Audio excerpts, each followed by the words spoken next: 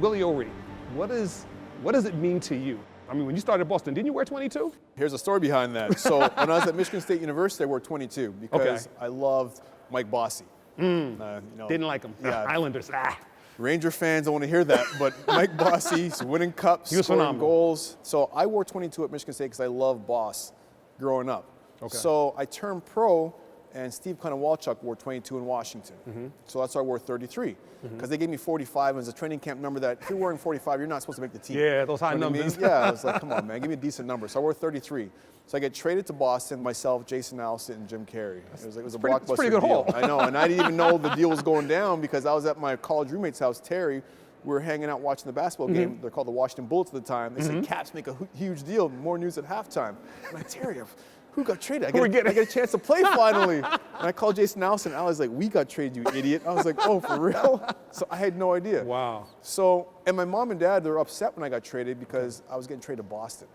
And they knew the history of Boston, and they're afraid that if I went there, that I wouldn't be accepted because I was black. Yeah, tough city. But Boston's the best time ever. Like, Really? Best 4 years of my life, next to my 4 years in Michigan State. It was amazing. Wow. No problems at all. It was great. But back to the number 22. So I went to the trainer, and they gave me 11. I said, nah, I want to wear number 22. They said, wait till next year. I said, no, I want to wear 22. Like, we'll give it to you next year. Well, Pat Burns, their coach, he signed Kenny Baumgartner, the Bomber, because he wanted to have his veteran players around. And Bomber wore 22 all the time. Yes. So I came to training camp, I walk in the door, and there's 22, Baumgartner. I was so mad. So we fast forward now to Hockey's for Everyone night. I'm meeting Willie O'Ree for the first time. Myself and Ray Bork were handing him a jersey, and we have it's concealed. So you should see the look on my face when I revealed that jersey. It was number 22. I was pissed. But I was like, I asked for number 22 also. Like, how do you guys not know? But that's what I talk about when people say to me, oh, hockey hasn't evolved. And I'm like, hockey has evolved. Because back then, the Bruins had no idea about me wanting to wear 22 and Willie O'Ree wearing 22. They couldn't make that connection. But now you look, they're going to retire Willie's jersey. Right. So when people say hockey's not doing anything, that's all bull. Hockey's evolving right before our eyes. It might not be happening fast enough for people, but it's happening. Now, I can tell by the way you just changed your tone that means something to you. Oh, yeah. Willie O'Ree became this amazing ambassador for the sport, traveling everywhere, really growing the sport.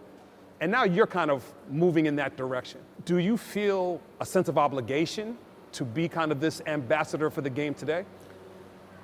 I don't want to say an obligation, but I feel there's a need for me to be in a position now to help players out coming after me. Okay. Because there was nobody there when I was coming through to say, Anson, you should do this, don't do that. You should act like this, not like that. So, for example, when PK had a contract dispute a few years ago, I said, PK, man, don't hold out. You're making a lot of money right now. You're not white, you're black. You don't want this to be held against you the rest of your career. Because I felt that happened to me. I held out a couple times because teams weren't trying to pay me what I was worth. Yeah. And they're like, oh, there's a greedy black athlete, Anson, whereas the other guy's similar stats that I had was getting the money I was looking for. With no question. Right, without holding out. So I told him, PK, sign your bridge deal, bet on yourself, and you'll knock it out of the park. He's got a great year. He wins a Norris Trophy, signs a huge ticket. Yeah. I was so happy for him. Nazem Kadri, he had contract issues in Toronto. Yes. I tracked down Naz's information. I called him up. I'm like, listen, your name isn't Jim Smith from Saskatoon. Wow. Your name's Nazem Kadri. Okay, you're Lebanese, your heritage. You have to understand this. This is the world that you're working in right now. As long as you understand the game of chess you're playing in, you can make the right moves. And he's like, man, I never thought about that. You see the changes, the hockey's making progress right now. You know, Kim Davis in position, doing a great job. You kind of have this long, big picture view rather than trying to do something right now. What do you want to see hockey do next? What would make you feel good about the sport? What direction would you like to see hockey go in? I like the direction we're going in right now. I think people think that, there's been instances that happened in the last year or so that really started to drive the change in the game. But when Kim was hired a few years ago, this was all put into motion. Well, she had a company with Spike Lee call me and other black players and we did like 2 hours worth of interviews and try to pick our brains about what we thought was wrong with the game, what had to be improved. Because Kim understood that you have to have that data in place first. Right. You can't start putting plans in place without understanding the problem. And this couldn't happen without the commissioner and deputy commissioner. Like, nothing happens in hockey without Gary and Bill saying, we want this to happen. Right. So first it starts with them, and then Kim is the major force behind it. So now what we're seeing with hockey now, with the Executive Inclusion Council, with the owners in place, you get the Players Inclusion Committee, which I'm a co-chair with PK Subban. Like, we're starting to have these conversations to put this plan in place. And I'll tell you another example of how hockey's changing. So Brett Peterson, first assistant general manager hired, right? Sir. National Hockey League, Florida Panthers. Yes. And who hired him? Bill Zito. So you're talking about diversifying your circle, your network, diversify your solutions. Well, the Florida Panthers owner is Vinny Viola. Vinny's on the Executive Inclusion Council. So nothing happens without your owner giving the okay, signing that in and check. putting it right to work. So that's what I'm talking about. Like, we're starting to see these little things happen. So that's what I want to see continue to happen. We're on the right path right now. Right. Nothing drastic has to happen. We're on the right path. We're starting to see people get the recognition that they're due. We're seeing these changes starting to take place subtly. And I want people to understand it's like, we're not trying to say that we hate the traditional hardcore hockey fans. Right. We love those fans. We're trying to make the game more diverse. Sure. So we can bring more fans and wrap our arms around more people.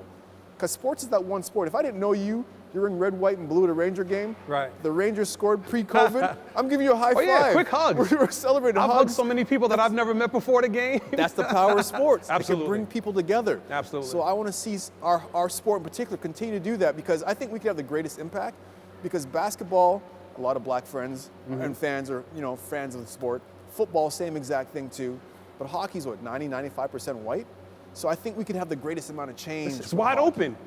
The field is wide open, and there's plenty of young hockey fans yet to be made. And so, listen, I was a little kid who saw something in this sport that made me fall in love with it. And seeing your face under that helmet with the locks, but seeing your face meant something to me. So to be a fan that got on, a Ranger game and begged, please, let's talk about race in some way, and if I can help. And they reached back to me and said, listen, we'd love to have you come on. Maybe we can talk to Anson Carter. I was like, anything we can do to talk to Anson Carter, I'm in. Because it's meant that much to me from the time you stepped on the ice and I got a chance to see your face. So all I want to say is thank you. And keep doing what you're doing, because I agree with you. I think there's a huge opportunity to bring some more young athletes, just some young people in general, to embrace what hockey has to offer and just that culture, being embraced within a new culture that is not closed off to us, it's just new to us.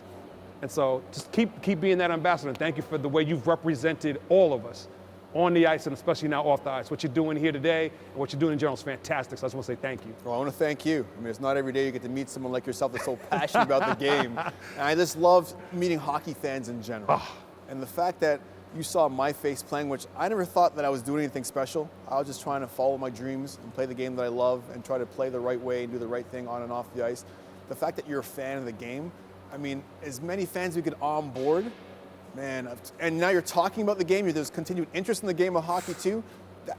It's further cementing the fact that we get the greatest game on ice. Listen, I get my sons to come watch with me. My whole family's excited because they know I'm coming to talk to you. I said, listen, I'm gonna drive you guys crazy until I get through this thing. So, I appreciate your time today. Thank you so much. Of course, anytime. Yeah, anytime. I'm gonna hold you to that. You bet, you bet. It's on tape too, so you guys Anson's coming back, we're too. getting together again. 100%. Over some flying fish in Brooklyn on Nostrand Avenue. Yep, you tell me the spot and I'm there. Oh man, it's done. Roti on me. On me, I got you. Ooh, could be beef or curry goat, either one.